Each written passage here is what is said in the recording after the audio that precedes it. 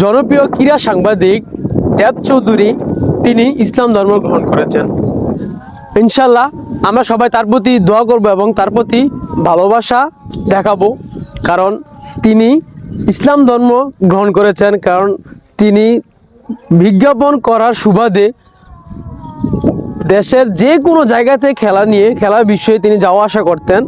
এই সুবাদে তিনি অনেক মুসলমান ভাইদের সাথে চলাফেরা করতেন এবং বাংলাদেশে থাকার অবস্থায় তিনি বাংলাদেশি যে মুসলিম ভাইদের কালচার দেখে উদ্বুদ্ধ হয়ে আগ্রহ হয়ে এবং সেটাকে একটা ভালো মানের ধর্ম মনে করেন বিধায় তিনি ইসলাম ধর্ম গ্রহণ করেছেন।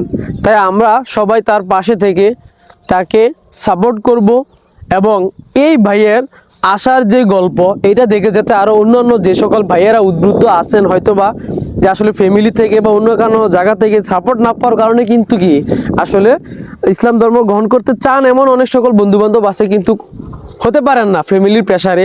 তো যাক, আমরা সবাই চেষ্টা করব যারা এই সকল ভাই এরকম ইসলাম ধর্ম গ্রহণ করতে চায় আমরা তাদেরকে সাপোর্ট করব যাতে করে দেব চৌধুরী ভাইয়ের মতো করে ইসলাম ধর্ম গ্রহণ করতে পারে এবং যারা মন থেকে আসলে চায় আল্লাহ তাআলা যেন তাদের সেই আশা পূরণ করে। সবাই তার জন্য দোয়া করবেন।